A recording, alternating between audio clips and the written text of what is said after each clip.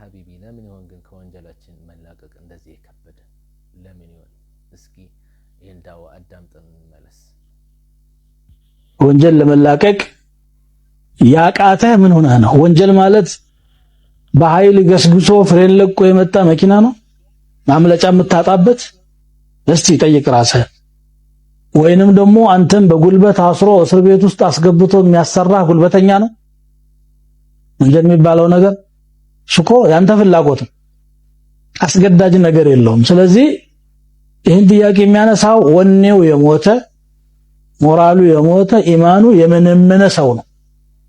ከወንጀሉ በፊት ማከም ያለበት ኢማኑን ነው።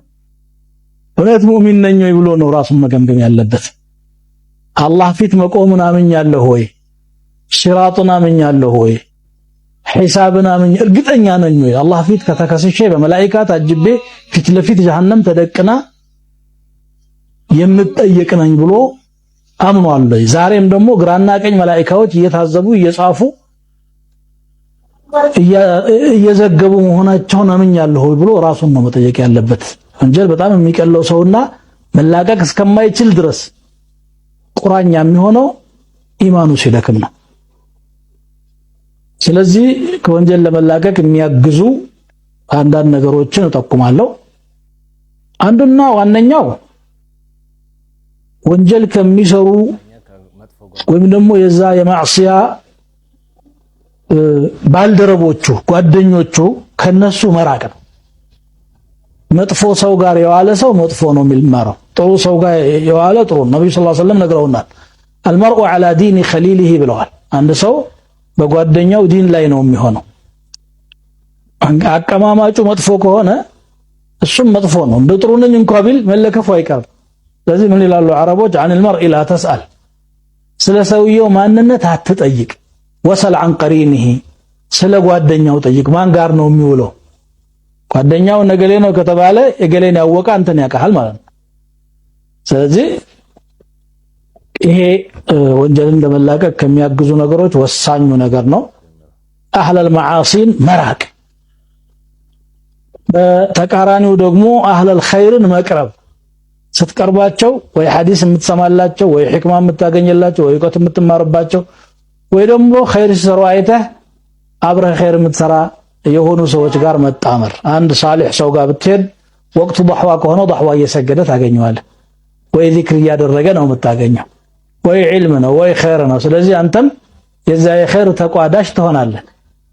የሚጠጣ ሰው ጋር ከሄድክ ሲጠጣ ነው የምታገኘው፣ ወይ ሰክሮ ነው የምታገኘው፣ ወይ የሆነ ነገር ላይ ነው የምታገኘው። ስለዚህ ማን ጋር መዋል እንዳለብህ መምረጥ ወንጀልን ለመላቀቅ የሚያግዝ አንድ ነገር ነው። ከዚህ ጋር ተያይዞ ይሄ ደግሞ ኤንቫይሮንመንት መቀየር፣ አካባቢ ግለሰቦች ላይ ሆኑ ይችላሉ አንተን ለወንጀል የዳረጉ። የምትኖርበት አካባቢ ለጥፋት የተጋለጠ ይሆናል። በወጣህ በገባህ ቁጥር መጥፎ ነገር ስለምታይ እየለመድከው እየቀለለህ ይመጣል። ብዙዎቹ ቁርአን እቀራለሁ ቁርአን እኔ ላይ ተጽዕኖ ያሳድርልኝ ይላሉ። ቀልቤ ያልቀየርልኝ አለ ይላል። ቀልቤ ደርቆ እኮ ነው። ይሄ የደረቀው ነገር ለማለስለስ ሙያተኛም ያስፈልገዋል። ሷሊህ ሰው ቀስ ብሎ የሚያክምህ ቆሻሻውን ከላይ ላይ የሚፈገፍቅ ወንድም ወይ መዓሊም ሰው ያስፈልጋል። ስለዚህ አካባቢውን መቀየር ያግዛል። እንደገና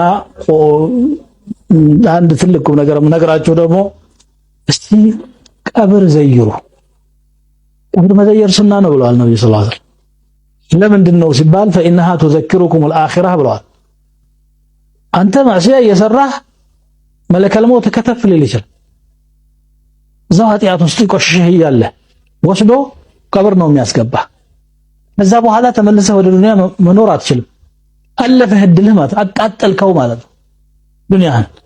እንዳንተው ጉልበተኛ ከሆንክ ጉልበተኞች አሉ፣ ሀብታም ከሆንክ ሀብታሞች አሉ እዛ ቦታ ላይ፣ ሹማምንቶች አሉ። ንጉስም ቀብር ገብቷል።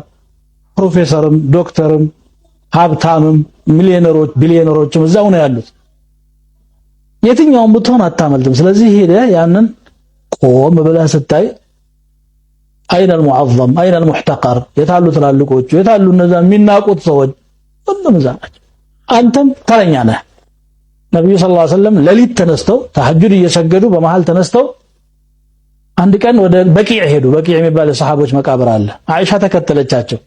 እሷ የጠረጠረችው አንዷ ባለቤታቸው ጋር ሊሄድ ነው ብላ ነው። እሳቸው ደግሞ ሐሳባቸው ይሄ አልነበረምና በቂዕ ሄዱ። ቀብሩን ዘይሮ ሱሐቦቻቸው ላይ ሰላምታ ቀርቶ ረጅም ዱዓ አድርገው ሲመለሱ አብራ ተመለሰች። አንተ ፊ ሸእኒን ወአና ፊ ሸእኒን አኸር አለቻቸው። አንተ የሆነ ነገር ላይ ነህ፣ እኔ ደግሞ ሌላ ጉዳይ ላይ ነበር ያለሁት ያ ረሱላህ አለቻቸው። እንግዲህ በዛን ሰዓት ለምን ተነሱ? ያ ሰዓት ሁሉም ጸጥርጭ ብሎ የተኛበት ሰዓት ነው። ከተኙ ደግሞ ያልተነሱ ቀብር የገባሉ። ይሄ እንኳን ይነሳል ትንሽ ቆይቶ አልহামዱሊላህ الذي احيانا እያለ ያንን ማሰብ ቀልብን ከሚያለሰልሱ ነገሮች ነውና ወንጀልን ለመላቀቅ ከፈለክ እንደው ማትወስነው ምንድነው የሚከለክልህ? ምንም የሚከለክልህ ነገር የለም። ያ ቀልብ መድረቅ ወይ ደግሞ መጥፎ ጓደኛ ዛሬ አንተ ተጸጸተ ለመመለስ ትፈልግ ነገ የሚጠራህ ና ነገ ተውበታለህ የሚል ሁሉ አለ። ያንን ሁሉ ርቆ ወደ አላህ Subhanahu Wa Ta'ala መመለስ ነው። ቁርአንም ደግሞ ዛሬ ካልገባህ ነገ ይገባሃል ጓደኛ አድርገው ቁርአን